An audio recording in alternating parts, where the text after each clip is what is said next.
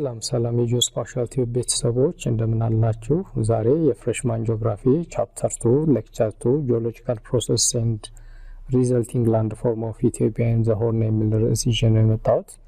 በዚህ ርዕስ የምናየው በአፍሪካ ቀንድና በኢትዮጵያ ስላለው የመልክዓ ምድራዊ አቀማመጥ እንዲሁም ይህ የመልክዓ ምድራዊ አቀማመጥ እንዲፈጠር ምክንያት ስለሆኑ ውስጣዊና ውጫዊ ኃይሎች የምናይ ይሆናል። ለዩቲዩብ ቻናሉ አዲስ ከሆናችሁ ሰብስክራይብ እንዲሁም ለሌሎች ተጠቅማል ብላችሁ ካሰባችሁ ላይክ ኮሜንት እና ሼር እንድታደርጉ እጠይቃለሁ። በባለፈው ሌክቸር 1 እንደምታስታውሱት መሬት ከተፈጠረችበት ጊዜ ጀምሮ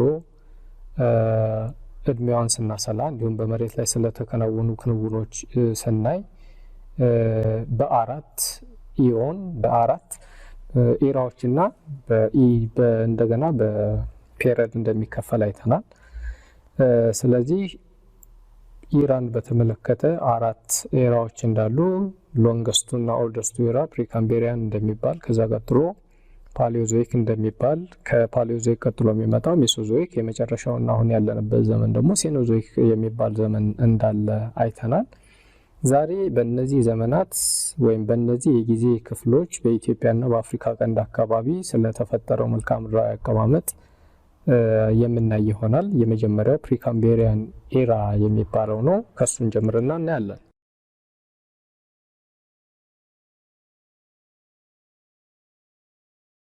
In terms of geological time scale, the oldest and the longest era in the history of the Earth is Precambrian era. It extends from 4.5 billion to 600 million. It covers about 4 billion years. መሬት ከተፈጠረችበት ጊዜ ጀምሮ ያ ማለት ከ4.5 እስከ 600 ሚሊዮን ዓመታት ያለውን የጊዜ ርዝማኔ የሚይዘው ፕሪካምቤሪያን የሚባለው የጂኦሎጂካል ታይም ስኬል የጊዜ ክፍል ሲሆን ከመሬት አጠቃላይ ታሪክ 87% የሚሆነው ወይም 5/6 የሚሆነውን የመሬት ታሪክ የሚይዝ የጊዜ ርዝማኔ ፕሪካምቤሪያን ተብሎ ይጠራል። So the Precambrian era covers 87% of the history of the Earth. When we compare and contrast with the rest of the eras, it is the longest and the oldest era. Longest የምንለው በጣም የረጅም የጊዜ ርዝማኔ ስለሚይዝ ነው፣ 400 ሚሊዮን ዓመታት። oldest የሚባለው ደግሞ መሬት ከተፈጠረችበት ጀምሮ እስከ 600 ሚሊዮን ዓመታት ያለውን የጊዜ ርዝማኔ ስለሚይዝ ከሌሎች የጂኦሎጂካል ታይም ስኬል ኢራዎች ይሄ ፕሪካምቤሪያን የሚባለው የጊዜ ክፍል ኦልደስት ነው እንዲሁም ሎንገስት ነው። Due to remoteness in time and the absence of well-preserved fossil, our knowledge about the Precambrian era is very limited. ይህ ፕሪካምቤሪያን የሚባለው ዘመን የሰው ልጆች ከመፈጠራቸው በብዙ ቢሊዮን ዓመታት በፊት የነበረ ስለሆነና ምንም አይነት የእንስሳትና የእጽዋት ቅሪተ አካል ስለሌለ ስለዚህ የጊዜ ክፍል የምናውቀው ዕውቀት በጣም አናሳ እና በጣም ውስን ነው። There was a primitive single-celled organisms in the sea, and folding, floating, and volcanism was a main geological event that took place in the Precambrian era. በፕሪካምቤሪያን ዘመን ሲንግል ሴል ኦርጋኒዝሞች እንደ ባክቴሪያ ያሉ የተፈጠሩበት ጊዜ ሲሆን ከዚህ በተጨማሪ የመሬት መታጠፍ፣ የመሬት መሰንጠቅ እንዲሁም የእሳተ ገሞራ ፍንዳታ በዚህ በፕሪካምቤሪያን ዘመን የተካሄደ አበይት የጂኦሎጂካል ሁነት ነው። There was tectonic and gradational forces applied on the surface. በዚህ ጊዜ ቴክቶኒክ እና ግራዴሽናል ፎርሶች በመሬት ላይ የተካሄዱበት ወይም የተከሰቱበት ጊዜ ነው። What does mean gradational forces?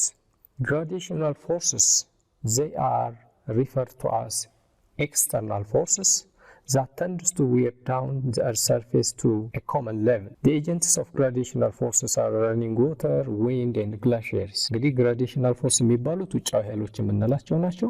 እነዚህ ውጫዊ ኃይሎች ደግሞ የላይኛውን የመሬት ክፍል በማጠብ ወደ ሜዳማነት የሚቀይሩ ሲሆኑ የግራዴሽናል ፎርስ ኤጀንቶች የሚባሉት ደግሞ ውሃ ሊሆን ይችላል፣ ነፋስ፣ እንዲሁም በረዶ የተለመዱ ግራዴሽናል ፎርስ የምንላቸው ናቸው። The other is tectonic force.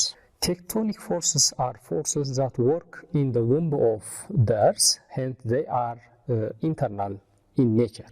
So tectonic forces are forces that are originated from inside the earth, and we can say it internal forces. And the tectonic forces were involved in shaping of the surface, such as breaking, bending, warping of the earth's crust, which have created depression and elevation. tectonic force ማለት ደግሞ እነዚህ ውስጣዊ ኃይሎች ሲሆኑ የመሬትን ቅርፊት የመስበር የማጠፍ የመሰንጠቅ ባህሪ ያላቸው ውስጣዊ ኃይሎች ሲሆኑ በዚህም ምክንያት ደግሞ ሸለቆዎችና ተራራዎች ሊፈጠሩ ይችላሉ። ስለዚህ እነዚህ ሁለት ኃይሎች በፕሪካምቢሪያን ዘመን የተከሰቱ አበይት ጂኦሎጂካል ኢቨንቶች ናቸው። The major geological event that took place in the Precambrian era was, the first one is orogenesis. Orogenesis means the mountain building process. እንግዲህ በዚህ በፕሪካምቢሪያን ዘመን ከነበሩ አበይት የጂኦሎጂካል ኢቨንቶች መካከል የመጀመሪያው ኦሮጀነሲስ ነው። ኦሮጀነሲስ ማለት ደግሞ ማውንቴን ቢልዲንግ ፕሮሰስ ነው። ኢንተንስ ፎልዲንግ ስፋት ያለው የመሬት መታጠፍ ተፈጥሯል። በዚህ ጊዜ ደግሞ ፎልድ ማውንቴኖች ተፈጥረዋል። There are two kinds of fold mountain in the history of the earth. The first one is young fold mountain and the second one is old fold mountain. Young fold mountains belongs to the alpine orogeny and it includes the Himalaya, the Andes, Rocky, Alps and the Atlas mountain. As we know, Himalaya is found in Asia, Atlas is found in the northern part of Africa, Rocky is found in North America and Andes is found in Latin America. So such mountains are formed during the alpine orogeny and we call it the young fold mountains. ፎልድ ማውንቴን በተመለከተ በሁለት እንከፍላለን። አንደኛው ያንግ ፎልድ ማውንቴን ነው፣ ሁለተኛው ኦልድ ፎልድ ማውንቴን ነው። ያንግ ፎልድ ማውንቴን ብለን ከምንጠራቸው የዓለም የተራራ ክፍሎች መካከል ሂማላያ፣ ኤንድስ፣ ሮኪ፣ አልፕስ እና የአትላስ ተራራዎች ይገኛሉ። ኦልድ ፎልድ ማውንቴን ብለን የምንጠራቸው ደግሞ they are formed during the first and the second mountain building periods of Caledonian and Hercynian orogeny. Among these, the typical example are the Drakensberg mountain, which is found in the southern part of Africa and in Australia. በአውስትራሊያ እና በደቡብ አፍሪካ የሚገኙ ፎልድ ማውንቴኖች በተለይ ደቡብ አፍሪካ የሚገኘው ኬፕ ሬንጅ የኦልድ ፎልድ ማውንቴን ምሳሌ ሲሆን አውስትራሊያም የሚገኝ ፎልድ ማውንቴን አለ ማለት ነው። The second major geological event is volcanism. Volcanism took place in the Precambrian era and intrusive igneous rock was intruded to the surface of the earth. Due to this reason, volcanic mountains are very common in our country, Ethiopia. ቮልካኒዝም ማለት እሳተ ገሞራ ነው። እሳተ ገሞራ የሚፈጠረው ደግሞ በሁለተኛው የመሬት ክፍል ያለው የቀለጠ አለት ወደ ላይኛው የመሬት ክፍል ተገፍቶ ሲወጣና ሲፈስ ነው። ይሄ ወደ ላይ ወጥቶ የፈሰሰው የቀለጠ አለት ሲከማች በእሳተ ገሞራ አማካኝነት የተፈጠረ ቮልካኒክ ማውንቴን የተፈጠረበት ጊዜ ነው። Due to the emission of lava, due to the emission of lava and the mountain building process, there was huge mountain ranges in the Horn of Africa, as well as in our country, Ethiopia. As far as the rock formation is concerned, because of pressure and heat caused by the mountain building process, the pre-existing rocks was changed into metamorphic rock. As far as the metamorphic rock is concerned, it is the main geological event in the Precambrian era, and this crystalline basement complex rock have a great economic importance for a country because it is very rich in containing gold minerals.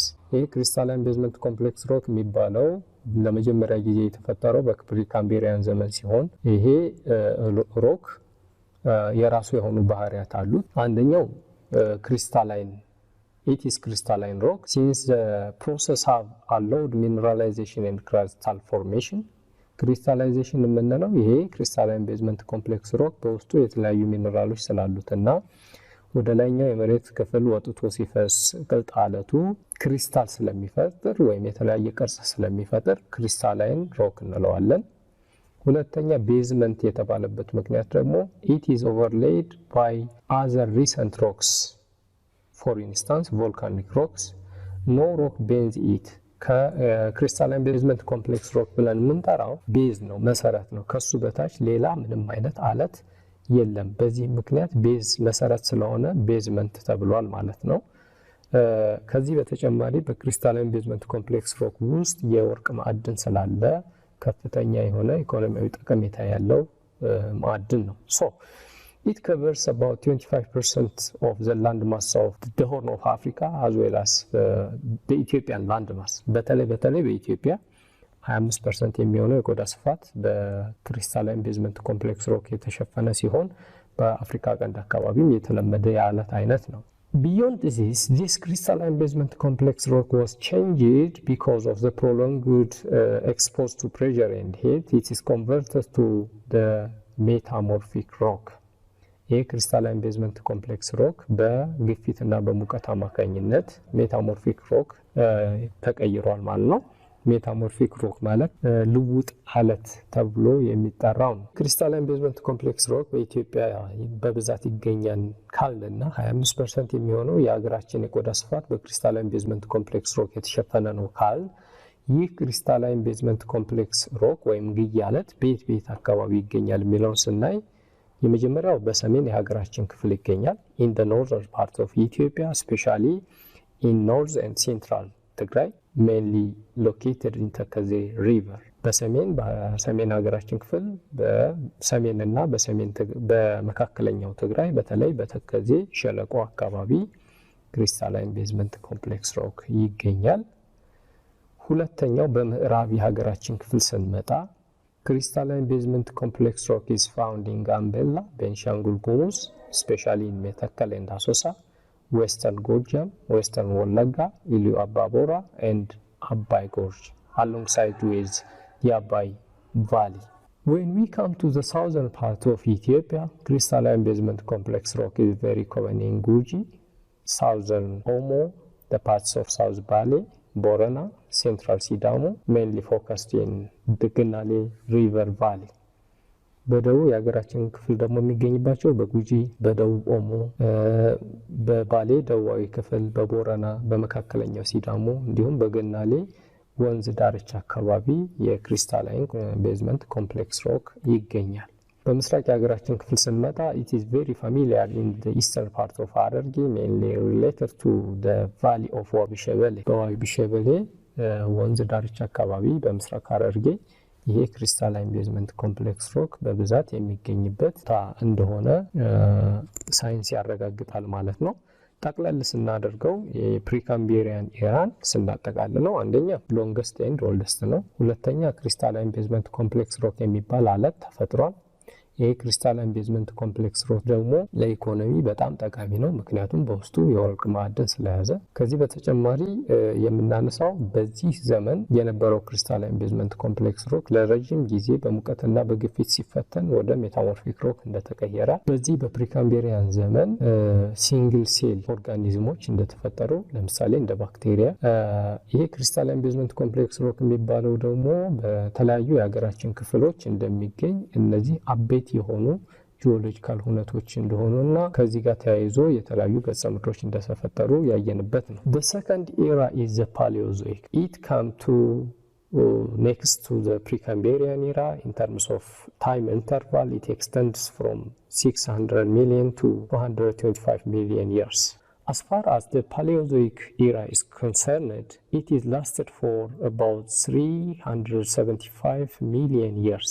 ፓሊዮዞይክ የሚባለው ዘመን ከ600 ሚሊዮን እስከ 225 ሚሊዮን ዓመታት ያለውን የጊዜ ክፍል የሚያጠቃልል ሲሆን ይሄ የጊዜ ክፍል 375 ሚሊዮን ዓመታትን የሚሸፍን ነው። The major geological processes of this era were denudation. Denudation is a combination of erosion and deposition. Erosion is a transportation of material from one place to another place by different agents. The agents may be water, wind, or glaciary, or the gravity. እንግዲህ ይሄ ፓሊዮዞይክ የሚባለው ዘመን የሚታወቅበት ጂኦሎጂካል ፕሮሰስ ዴኑዴሽን ነው። ዴኑዴሽን ማለት ደግሞ የኢሮዥን እና የዲፖዚሽን ሁለቱን በአንድነት የሚይዝ ነው። ኢሮዥን የሚባለው መጠረግ ማለት ነው። ዲፖዚሽን ማለት ደግሞ መከማቸት ነው። የሚጠረገው ከፍ ካለ ቦታ ያለው ማቴሪያል ነው። የክምችት ደግሞ በዝቅተኛ ቦታ የሚካሄድ ነው። There was little or no new rock formation in Ethiopia. በኢትዮጵያ በዚህ ዘመን ምንም አይነት ተጨማሪ የአለት ስሪት አልተካሄደም። ቢኖርም ደግሞ በጣም ትንሽ ነው። በፕሪካምቢሪያን ዘመን ክሪስታላይን ቤዝመንት ኮምፕሌክስ ነበር። በዚህ ጊዜ ግን በዛ ዘመን የተፈጠሩ ተራራዎች እና ከፍተኛ ቦታዎች ተጠርገው ወደ ሜዳ የተቀየሩበት ጊዜ ነው። As far as life is concerned, it provides the most life forms evolved during the Paleozoic era. The life forms include fish, amphibians, and lower form of plants such as fern and mosses. በዚህ በፓሊዮዞይክ ዘመን ከተፈጠሩት ህይወት ያላቸው ነገሮች መካከል በውሃ ውስጥ የሚኖሩ አሳዎች፣ the amphibians፣ ፕላንት ላይ ስንመጣ ወይም እጽዋት ላይ ስንመጣ ደግሞ ፈርን እና ሞስስ በፓሊዮዞይክ ዘመን የተፈጠሩ ህይወት ያላቸው ነገሮች ናቸው። There was limited deposition in Ethiopia because the highlands of Ethiopia or most parts of Ethiopia is eroded and the materials are transported to the southern part of Africa and the Arabian landmass. አብዛኛው የኢትዮጵያ ክፍል ምንም አይነት ወይም በጣም ውስን የሆነ ክምችት የነበረ ሲሆን አብዛኛው የኢትዮጵያ ክፍል በመጠረግ ወደ ደቡብ አፍሪካና ወደ አረብ ሀገሮች በመሄድ እዚህ አካባቢ ከፍተኛ የሆነ የክምችት የነበረበት ጊዜ ነው። The other geological event that took place in the Paleozoic era was the gigantic mountains that were formed by the Precambrian origin were subjected to intense and prolonged denudation.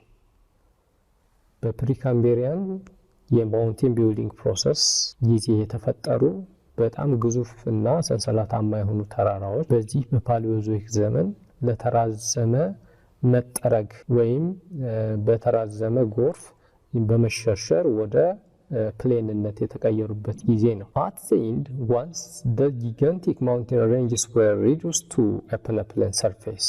በመጨረሻ እነዚህ ተራራዎች በጎርፍ በተለያዩ ኤጀንቶች በመጠረግ ኒርሊ ፕሌን ወደሆነ ወደ ረባዳ ቦታማነት የተቀየሩበት ጊዜ ነው። Peneplanation ማለት it is a land surface worn down by erosion to a condition of low relief and nearly a peneplain. So peneplanation reduces mountains to near level rock surface, undulating plains with some residual features of land masses where exist here and there. እነዚህ ተራራዎች ተሸርሽረው ወደ ሜዳ ተቀየሩ ካልን በኋላ በእነዚህ ተራራዎች ሬዚስት አድርገው የቀሩ ተረፈ ተራራዎች ልንላቸው እንችላለን ወይም ኮረብታዎች እዚህም እዛም የሚታዩበት ጊዜ ነበር። The resulting landform because of peneplanation were a plain. እንግዲህ በዚህ ዘመን አብዛኛው የመሬት ክፍል ታጥቦ ሄደ ካልን በኋላ የተፈጠረው ገጸ ምድር ምንድነው ስንል አብዛኛው የኢትዮጵያ መሬት ወደ ሜዳማነት የተቀየረበትና ማውንቴን ፕለጎች ወይም ኮረብታዎች የተፈጠሩበት ሂደት ነው የነበረው። So the typical examples of mountain plague are found in Amara regional state when you are moving from Bahar Dar to Waldia. The area is locally named as አሞራ ገደል። ደቡብ ጎንደር አካባቢ ከባህር ዳር ወደ ወልዲያ ስትሄዱ የሚገኝ አሞራ ገደል የሚባል ተራራ አለ። ይሄ የሚያመለክተው በዛ ዘመን የነበረ እዚህ አካባቢ የነበረው ከፍተኛ ቦታ በመጠረግ ወደ ሜዳነት ሲቀየር ሬዚስት አድርጎ የቀረው ማውንቴን ፕለግ አሞራ ገደል ይባላል። ይሄ በፓሊዮዞይክ ዘመን የቀረ ኮረብታማ አካል ነው ማለት ነው። The third era is Mesozoic era. As far as Mesozoic era is concerned, it is highly manifested to the third one is Mesozoic era. This era was extended from 225 to 70 million years ago, and it is lasted for about 155 million years. ሶስተኛው የጂኦሎጂካል ታይም ስኬል ኢራ ሜሶዞይክ ኢራ ይባላል። እሱም ከ225 እስከ 70 ሚሊዮን ዓመታት የነበረው የጊዜ ክፍል ሲሸፍን በመሬት ላይ ለ155 ሚሊዮን ዓመታት የቆየ የጊዜ ርዝማኔ ሜሶዞይክ ይባላል። It was an era of the alternative slow sink and raising of the landmass of the Horn of Africa and the Arabian landmass. በሜሶዞይክ ዘመን ጊዜ የአፍሪካ ቀንድ አካባቢና የአረብ ሀገሮች መሬታቸው ቀስ በቀስ ወደ ውስጥ የሰመጠበት ጊዜ ነበር። በሜሶዞይክ ኢራ መጨረሻ ወደ 70 ሚሊዮን ዓመታት አካባቢ ስንጠጋ ደግሞ ይሄ የአፍሪካ ቀንድና የአረብ ሀገሮች መሬቱ ወደ ላይ የተነሳበት ጊዜ ነበር።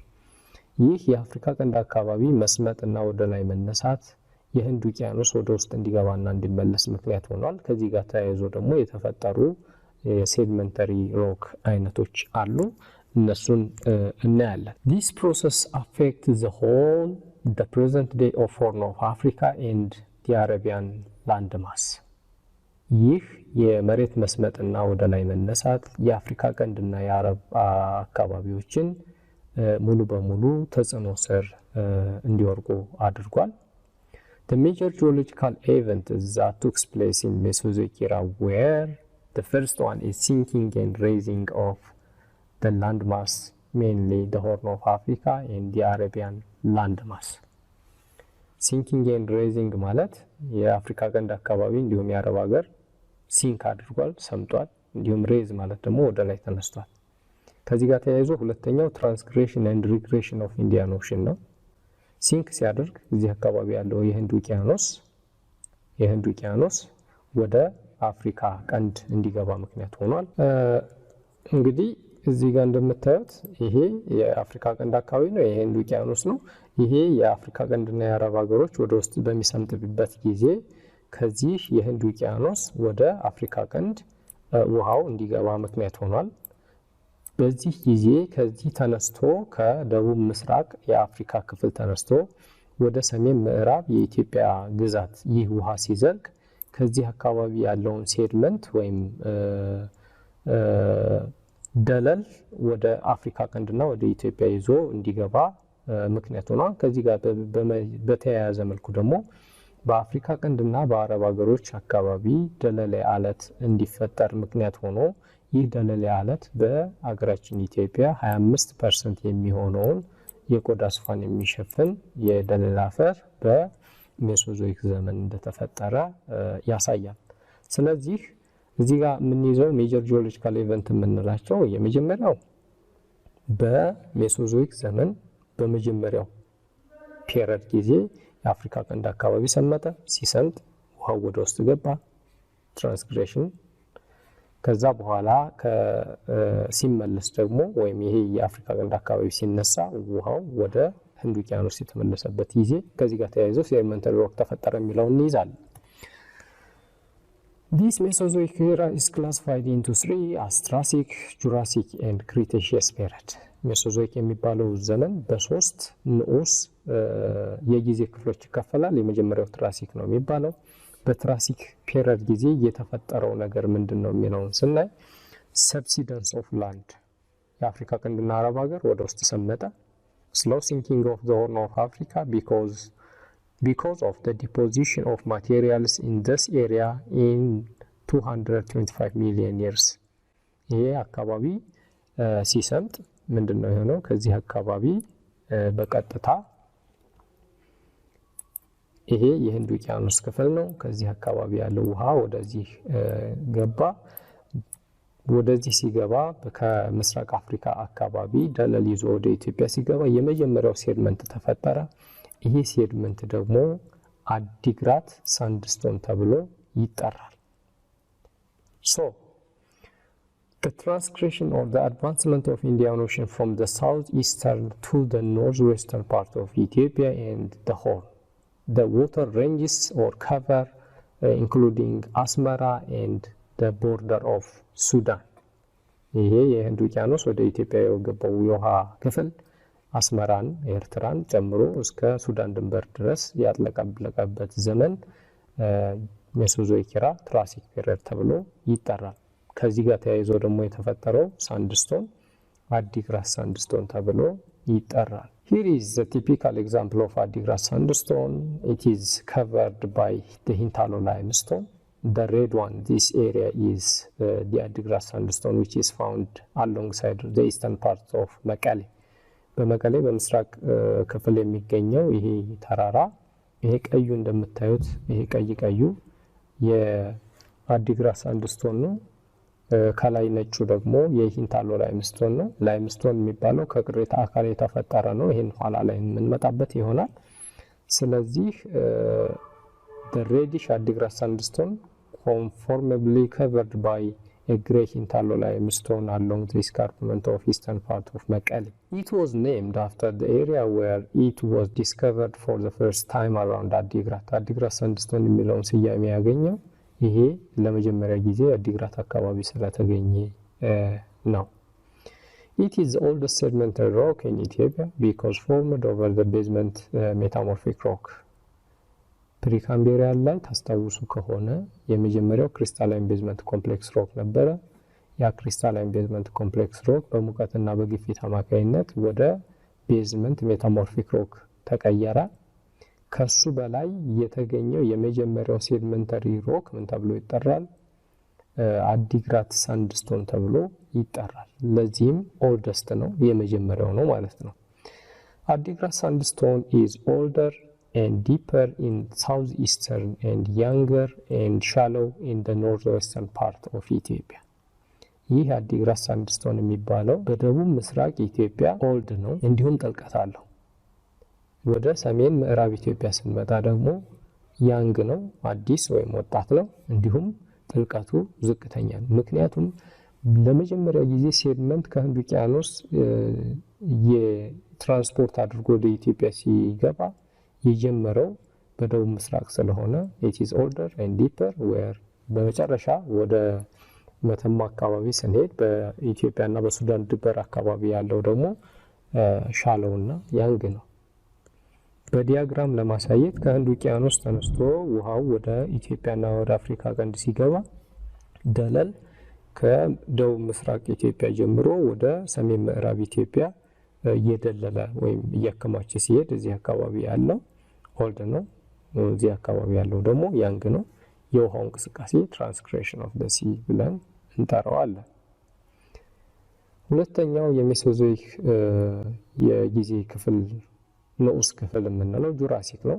በጁራሲክ ጊዜ as far as life is concerned, during Jurassic Period there was the existence of dinosaurs. Scientists believe that dinosaurs are inhabited on the earth for about 150 million years, and they are speculated there are two types of dinosaurs. The first one is plant-eating and the second one is meat-eating dinosaur.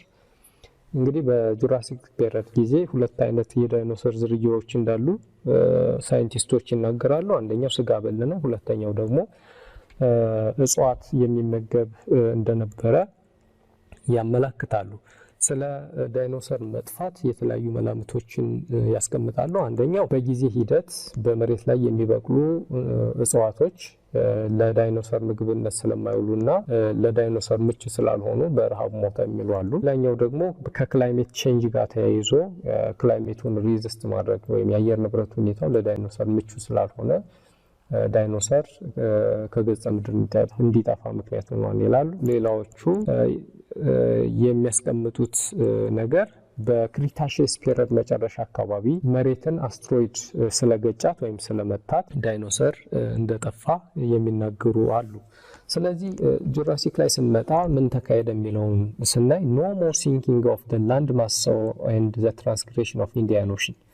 በዚህ በጁራሲክ ፔሪየድ ጊዜ ወደ አፍሪካ ቀንድና ወደ አረብ ሀገራት የገባው ውሃ መሬቱ ፈርዘር ወደ ውስጥ ስላልሰመጠ ተጨማሪ ውሃ አልገባም።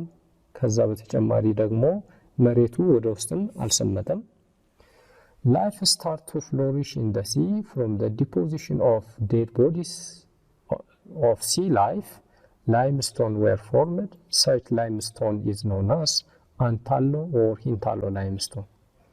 ወደ አፍሪካ ቀንድና ወደ አረብ ሀገሮች የገባው ውሃ ለረጅም ጊዜ በመሬቱ ክፍል ከቆየ በኋላ ወይም ሀይቅ ነገር ከፈጠረ በኋላ በውሃው ውስጥ የተፈጠሩ የአኳቲክ ኦርጋኒዝሞች እንዲሁም ፕላንክተንስ በውሃ ውስጥ ያሉ ፕላንቶች ለረጅም ጊዜ ከቆዩ በኋላ ሲሞቱ ከቅሪተ አካላቸው የተፈጠረ ሌየር ወይም ሴድመንት አለ። ይህ ሴድመንት ሂንታሎ ላይምስቶን ወይም አንታሎ ላይምስቶን ተብሎ ይጠራል። It is different from Adigrat sandstone both in material composition and age pattern. ይህ ሂንታሎ ላይምስቶን ከአዲግራት ሳንድስቶን የሚለየው አንደኛ በስሪቱ ነው።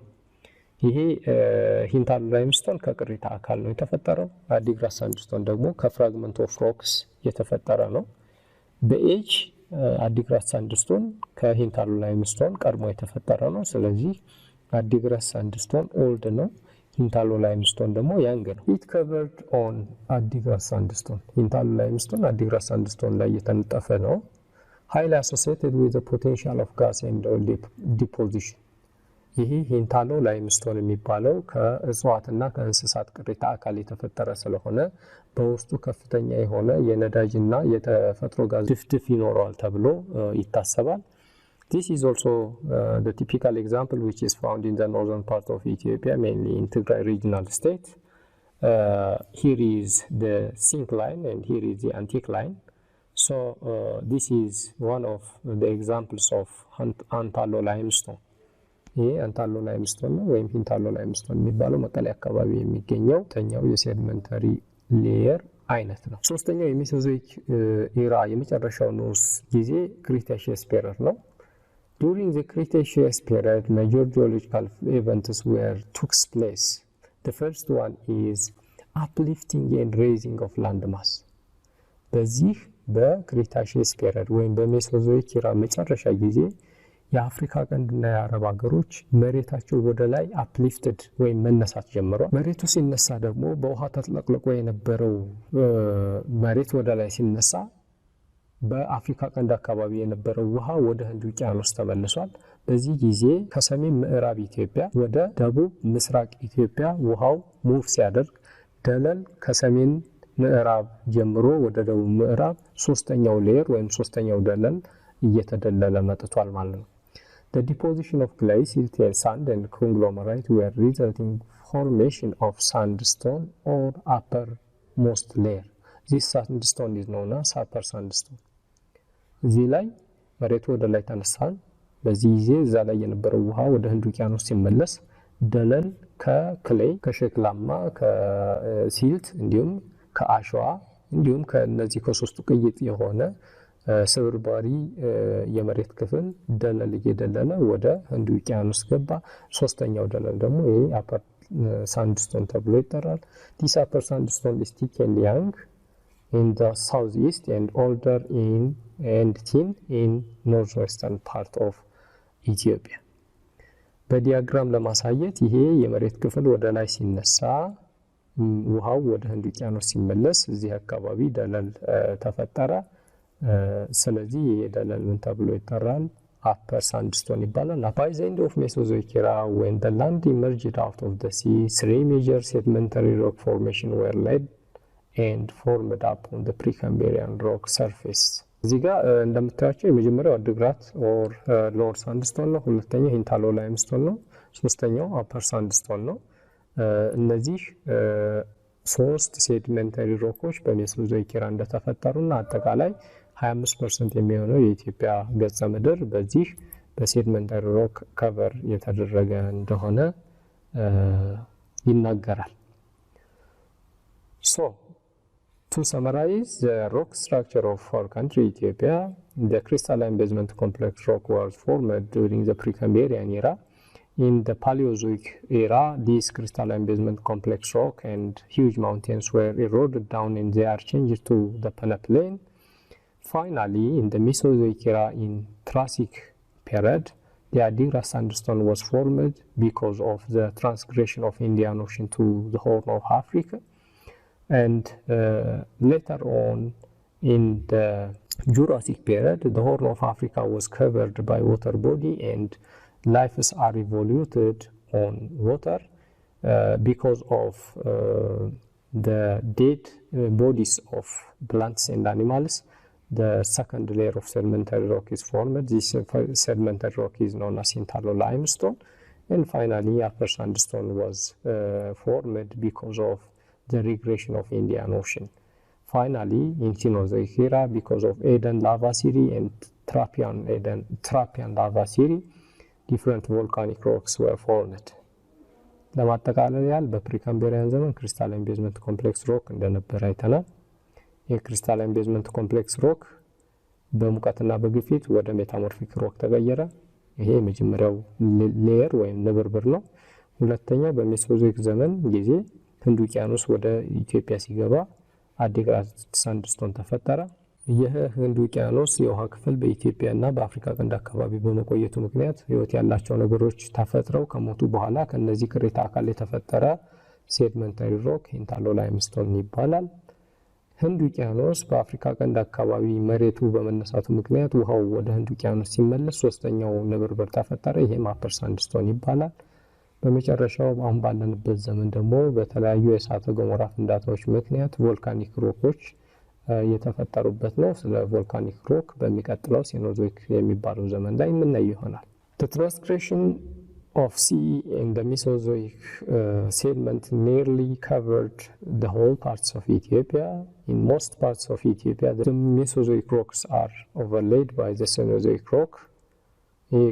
እንደነገርኳቸው ነው ሁሉንም የኢትዮጵያ ክፍል ውሃው እንደሸፈነና ሴድመንት እንደተፈጠረ አይተናል። All the marine sediments are extensively found as a surface rocks in the southeastern lowland, in central Tigray, along the gorges of Abay and Wabshebel River. እነዚህ ደለል ያለቶች በብዛት በደቡብ ምስራቅ የሀገራችን ክፍል በሶማሌ አካባቢ፣ በአፋር፣ በመካከለኛው ትግራይ እንዲሁም በአባይ ጎርጅና በዋቢ ሸበሌ ወንዝ ተፋሰስ ዳርቻ በብዛት የሚገኙ የደለል አለት አይነቶች ናቸው።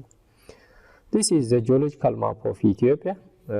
It shows the distribution of sediment and deposition related with different geological time scale. ይሄ ካርታ የሚያሳየው በሀገራችን ክፍል ምን አይነት ዲፖዚሽን ወይም ክምችት እንዳለ የሚያሳይ ነው። ለምሳሌ እዚህ አካባቢ ሌክጣን አካባቢ አብዛኛው የአማራ ክልል በተሪሸሪ ቮልካኒክ ሮክ ከቨር የተደረገ ቮልካኒክ ማውንቴን የሚገኝበት አካባቢ ነው። እዚህ አካባቢ ስንመጣ ወደ ኦጋዴን ስንመጣ ደግሞ ተሪሸሪ ዲፖዚሽን ያለበት አካባቢ ነው። እዚህ ጋር ሌጀንዱን በማየት የት አካባቢ ምን አለ የሚለውን በቀላሉ ማየት የምንችልበት አግባብ አለ። The final one is Cenozoic era. This era is the youngest era. It covered from 70 million years ago to present day. As far as the Cenozoic era is concerned, it is the most recent of geological era, and the tectonic and volcanic activities took place in this era have an important effect on the making of the present day landforms of Ethiopia and the Horn of Africa. በአሁኑ ጊዜ ያለው የኢትዮጵያና የአፍሪካ ቀንድ የመሬት አቀማመጥ እንዲሁም ገጸ ምድር ተሰርቶ ያለቀው በሜሶዞይክ የኢራ በሚባለው ጂኦሎጂካል ታይም ስኬል ነው። The present land configuration of Ethiopia is mainly the result of the major geological events that took place in Tertiary and Quaternary period of Cenozoic era. ያሁኑ እንደነገርኳችሁ በኢትዮጵያ ያለው ያሁኑ ገጸ ምድር በሴኖዞይክ ኤራ የተፈጠሩ ሲሆን በተለይ ደግሞ ሴኖዞይክ ኤራ ሁለት ንዑስ የጊዜ ክፍሎች አሉት። አንደኛው ተሪሸሪ ፔሪየድ ነው፣ ሁለተኛው ደግሞ ኳተርናሪ ፔሪየድ ነው። በእነዚህ በሁለቱ ጊዜዎች የተፈጠሩ ጂኦሎጂካል ክስተቶች የዛሬዋን የኢትዮጵያ እንድትፈጠር ምክንያት ሆኗል። ሜጀር ጂኦሎጂካል ኢቨንትስ አር ጠቅለል ስናደርገው እያንዳንዱ ኋላ ላይ እንመጣለን። ሜጀር ጂኦሎጂካል ኢቨንት የሚባሉት የመጀመሪያው ተሪሸሪ ፔሪየድ ላይ የተፈጠረ uplifting of Arab Ethiopian landmass የኢትዮጵያና የአረብ አገሮች የመሬት ወደ ላይ ተነስቷል። ሁለተኛ outpouring of huge quantity of lava ከፍተኛ መጠን ያለው ላቫ ወይም ቅልጥ አለት ወደ ላይኛው የመሬት ክፍል መጥቷል። መቼ? በተሪሸሪ ፔሪየድ ጊዜ የወጣው ላቫ ትራፒያን ላቫ ዲፖዚሽን ይባላል። ሶስተኛው ፎርሜሽን ኦፍ ሪፍት ቫሊ ወይም የስምጥ ሸለቆ መፈጠር ነው። ኳተርናሪ ፔሪየድ የሚባለው ላይ ስንመጣ ደግሞ አሁንም እሳተ ገሞራ ፍንዳታ ተፈጥሯል። ይሄኛው ደግሞ ኤደን ሲሪ ላቫ ዲፖዚሽን ተብሎ ይጠራል። ክላይሜት ቼንጅ ነበር። ሴድመንት ዲፖዚሽን በተለይ ላካስትሪን ፍሉቪያል ኤሮላይን ዲፖዚሽን ነበር። ይሄን አንድ በአንድ የምንመጣበት ነው። የመጀመሪያው ተሪሸሪ ፔሪየድ የሚለው እናያለን። During the tertiary period, as I have mentioned earlier, there was uplifting of Arabo-Ethiopian landmass. The slow rise of landmass was begun in Jurassic and Cretaceous period, resulting in the uplifting of the whole Arabo-Ethiopian landmass. ቀደም እንደተነጋገርነው በሜሶዞይክ ኢራ መጨረሻ በተለይ በጁራሲክ እና በክሬታሺየስ ፔሪየድ ጊዜ የአረብና የኢትዮጵያ ገጸ ምድር ወደ ላይ በመነሳቱ ወደ አረብ ሀገሮችና ወደ ኢትዮጵያ የገባው የህንድ ውቅያኖስ ወደ ህንድ ውቅያኖስ እንዲመለስና የደለል ክምችት እንዲኖር ምክንያት እንደሆነና አፐር ሳንድስቶን እንደተፈጠረ አይተናል። ስለዚህ this is continue to Paleocene and Oligocene epoch of the Cenozoic era. In this epoch, the land was pushed up to a maximum height of 2000 meters above sea level because the uplifting was greater in magnitude. ይህ የመሬት መነሳት እየጨመረ ሄዶ በአንዳንድ አካባቢዎች የኢትዮጵያ የመሬት ክፍል እስከ 2000 ሜትር ከባህር ጠለል በላይ ድረስ ከፍ እንዲል ምክንያት ሆኗል። As the result of the progenic process, the central Ethiopia forms a dome shape was uplifted. በተለይ ደግሞ በመካከለኛው የኢትዮጵያ ክፍል ገጸ ምድሩ ወደ ላይ በመነሳት ዱም አይነት ሼፕ እንዲፈጠር ምክንያት ሆኗል። As a result, crust was fractured and large amount of lava erupted out. The deposited and covered over Mesozoic sedimentary layers.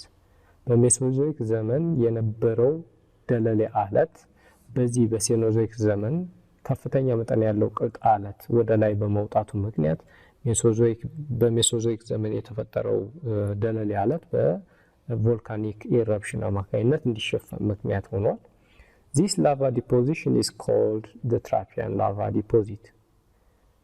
በሴኖዞይክ የጊዜ ክፍል መጀመሪያ አካባቢ የተፈጠረው የእሳተ ገሞራ ፍንዳታና የቅልጥ አለት መፍሰስ ትራፒያን ላቫ ዲፖዚሽን ፈጥሯል።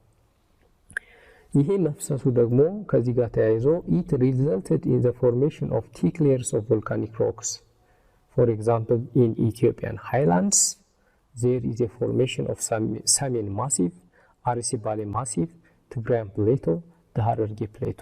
ይህ ትራፒያን ላቫ ሲሪ በተለይ በመካከለኛው የኢትዮጵያ ክፍል በመፈንዳቱና በመፍሰሱ ምክንያት በሰሜን ተራሮች እስከ 3500 ሜትር ከፍታ እንዲኖራቸው፣ የአርሲና ባሌ ማሲቭ እስከ 2500 ሜትር፣ የትግራይ ፕላቶዎች እስከ 1000 ሜትር፣ የሐረርጌ ሃይላንድ እስከ 900 ሜትር ከፍታ እንዲኖራቸው ይሄ የትራፒያን ላቫ ዲፖዚት የራሱን የሆነ አስተዋጽኦ አበርክቷል።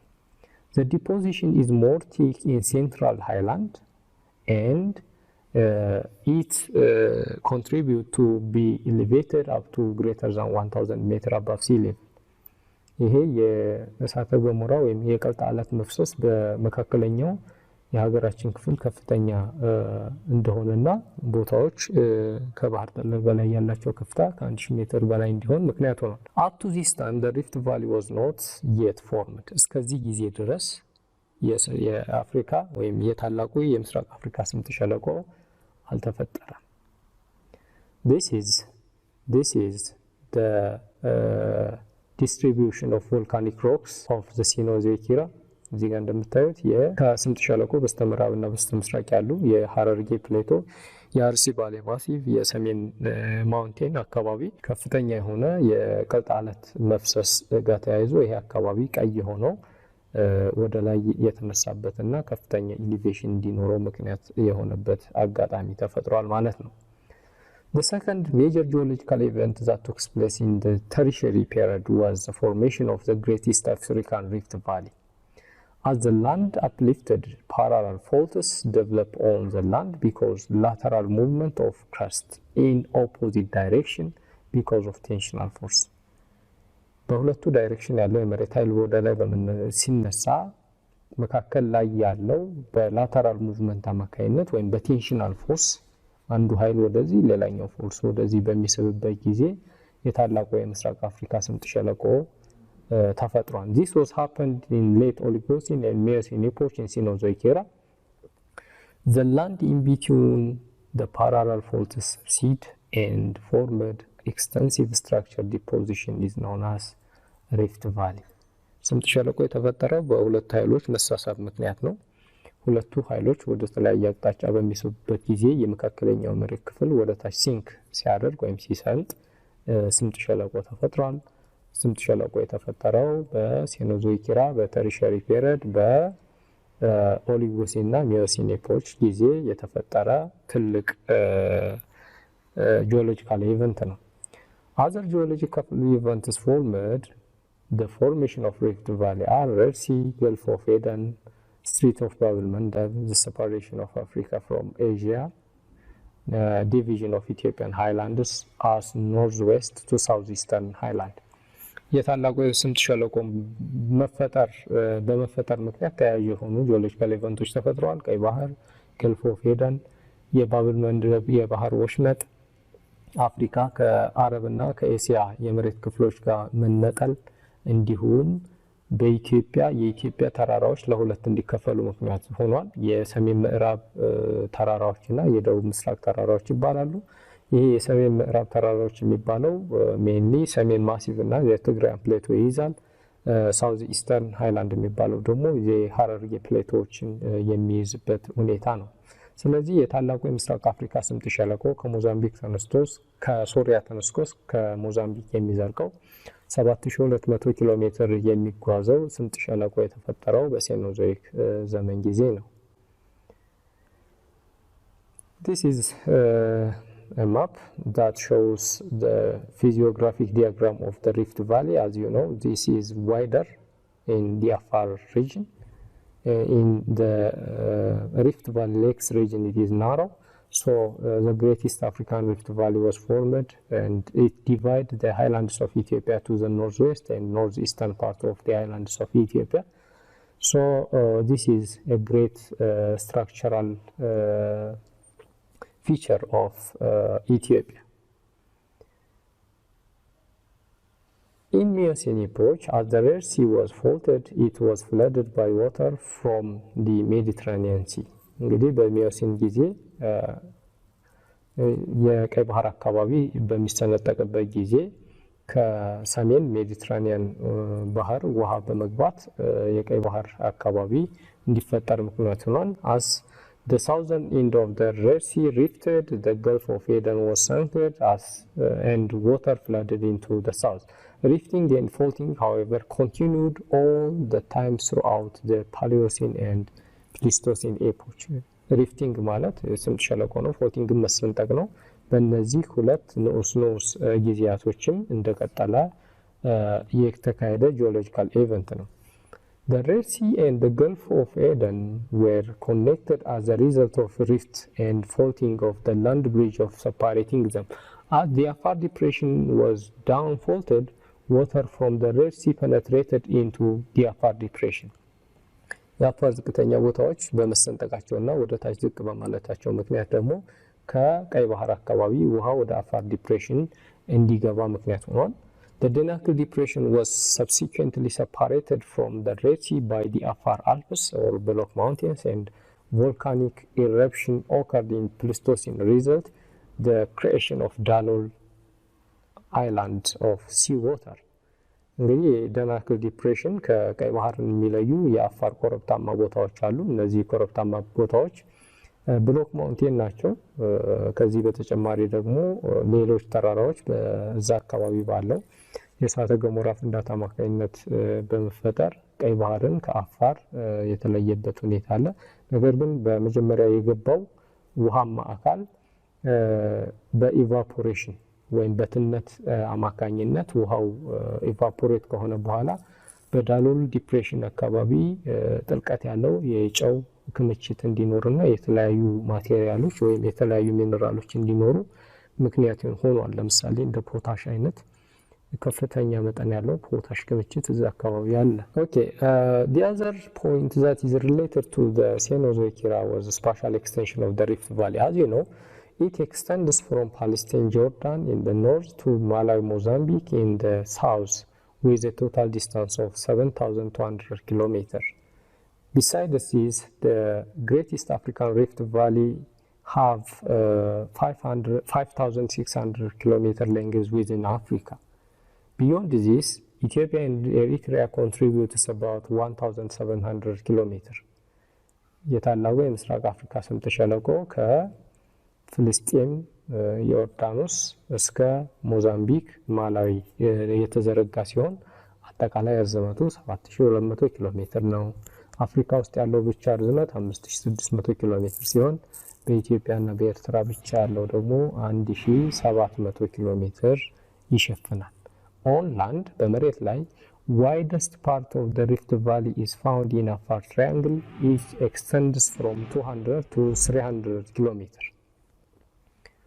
በመሬት ላይ ሰፊው የስምጥ ሸለቆ ሐይቅ የሚገኘው በአፋር ትሪያንግል ሲሆን ስፋቱ ከ200 እስከ 300 ኪሎ ሜትር ይደርሳል።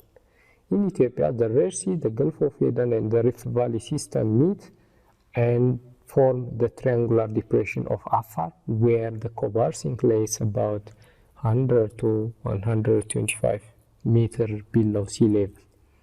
እንግዲህ ይሄ አፋር ትራያንግል ወይም አፋር ዲፕሬሽን የሚባለው የቀይ ባህር ገልፍ ኦፍ ኤደን እና ስምጥ ሸለቆ የሚገናኙበት ቦታ ነው። ይሄ ቦታ አፋር ትራያንግል ወይም ኮባር ሲንክ ይባላል። በአፍሪካ በጣም ዝቅተኛ ቦታ ከ100 እስከ 125 ሜትር ከባህር ጠለል በታች ከቨር ያደርጋል ተብሎ ይታሰባል። እዚህ ጋር እንግዲህ እንደምታዩት አፋር ትራያንግል አፋር ትራያንግል እዚህ አካባቢ ነው። ይሄ አፋር ትራያንግል ሰፊ ነው። ከ200 እስከ 300 ሜትር ኪሎ ሜትር ይሸፍናል ተብሎ የሚታሰብ የስምጥ ሸለቆ ክፍል ነው። ኦኬ The vertical displacement in Afar region is about 2000 meter at Dalu, and in Lake region it is estimated about 200 meter. Vertical displacement ማለት ወደ ታች ያለው ጥልቀቱ ማለት ነው። vertical እስከ 200 ሜትር ጎርጅ ወይም ሸለቆ ይፈጥራል። እስከ 2000 ሜትር በሃይቆቹ ወይም በስምጥ ሸለቆ በሚገኙ ሃይቆች ወደ ኢትዮጵያ መካከለኛ ስንገባ ጥልቀቱ እስከ 200 ሜትር ነው። ስለዚህ እዚህ አካባቢ ከፍ ያለ ነው። እዚህ አካባቢ ደግሞ ጥልቀቱ ትልቅ ነው ማለት ነው። the horizontal displacement width ማለት ደግሞ ስፋቱ ነው። አፋር ሪጅን አካባቢ ከ200 እስከ 300 ኪሎ ሜትር ስፋት አለው ስምጥ ሸለቆ እስከ 300 ኪሎ ሜትር። በሃይቆች አካባቢ ደግሞ ከ30 እስከ 80 ኪሎ ሜትር ስፋት አለው። In Afar region it is deeper and wider, and it is shallow and narrow in Lake region. አፋር ክልል አካባቢ ስምጥ ሸለቆ ጥልቀት አለው ወይም ከባህር ጠለል በታች እስከ 125 ሜትር ድረስ የሚደርስ ጥልቀት ዝቅ ያለ ነው። ዋይድ ነው፣ ሰፊ ነው። ያ ማለት ደግሞ ከ200 እስከ 300 ኪሎ ሜትር የሚደርስ horizontal displacement ወይም ስፋት አለው። It is the most unstable part of the country because there is active volcano in Afar region, mainly around Ertale. There is active volcano. አፋር ክረስቱ ስስ ስለሆነና የውስጠኛው የማንተን ወይም ቅርጣለት ወደ ላይኛው የመሬት ክፍል የሚወጣበት ያልተረጋጋ መሬት ያለበት የተለያዩ የእሳተ ገሞራ ፍንዳታዎች የሚፈጠሩበት ቦታ ነው። There are numerous hot springs, tremendous activities, volcano, geysers and frequent earthquakes. የአካባቢ የተፈጥሮ ፍሉሃዎች፣ እሳተ ገሞራ ፍንዳታዎች፣ የመሬት መንቀጥቀጥ የማይጠፋበት አካባቢ ነው ስምጥ ሸለቆ። ሁለተኛው ኳተርናሪ ፔሪየድ ነው። In Paleocene and Pleistocene epoch, a recent volcanic activity that took place after the formation of a Rift Valley. ስምጥ ሸለቆ ከተፈጠረ በኋላ በስምጥ ሸለቆዎች አካባቢ የእሳተ ገሞራ ፍንዳታ ተፈጥሯል። ይሄ የእሳተ ገሞራ ፍንዳታ ሌላ ዲፖዚሽን ወይም ክምችት አምጥቷል። ይሄ ክምችት የደን ሲሪስ ላቫ ይባላል።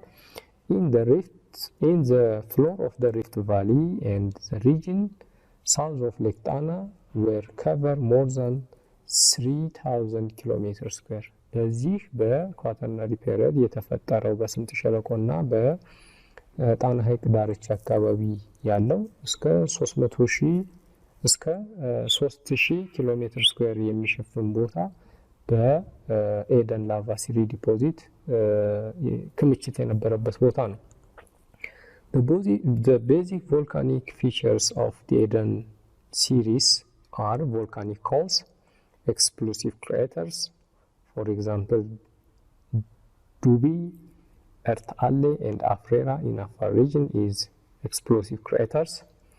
of thus Ertaali is the most active volcano in Ethiopia and volcanic hills and mountains are formed. እንግዲህ በዚህ በኳተርናሪ ፔሪየድ በተካሄደው እሳተ ገሞራ ፍንዳታ በቮልካኒክ ኮን አማካኝነት የተፈጠሩ ገጸ ምድሮች እንዲሁም ክሬተሮች ተፈጥረዋል። ለዚህ ምሳሌ ኤርታሌ፣ አፍሬራ አካባቢ አፋር ሪጅን ያሉት ገጸ ምድሮች ናቸው። The second major geological event is climatic change. Ice age in the Middle Age and high latitude, the Pluvian period in low latitude. High latitude የሚባለው በዋልታዎች አካባቢ የበረዶ ዘመን የሚባል አለ። በትሮፒካል ሪጅን ወይም በምድር ወገብ አካባቢ ደግሞ ፕሉቪያል ፔሪድ የሚባል ፕሉቪያል ሬን የሚባል ዝናብ እንደዘነበ ይታወቃል። ይሄ ለረጅም ጊዜ የቆየ ዝናብ በሪፍት ቫሊ አካባቢ ከፍተኛ የሆነ ኢሮዥን እና ዲፖዚሽን እንዲፈጠር በማድረግ የስምጥ ሸለቆ ሐይቆች እንዲፈጠሩ ምክንያት ሆኗል። ለምሳሌ እነ ዝዋይ፣ ጫሞ፣ አብያታ፣ ሻላ የሚባሉ የስምጥ ሸለቆ ሐይቆች የተፈጠሩት በዚህ በፕሉቪያል ሬን አማካኝነት ነው። ከዚህ ጋር ተያይዞ ደግሞ ኳተርናሪ ዲፖዚት ኦፍ ሴድመንት ወይም ደለል ያለት ተፈጥሯል። በኢትዮጵያን ሃይላንድ ወይም በኢትዮጵያ ከፍተኛ ወይም ተራራማ ቦታዎች የሚገኘው ጣና ሐይቅም በዚህ ዘመን እንደተፈጠረ ያመለክታል።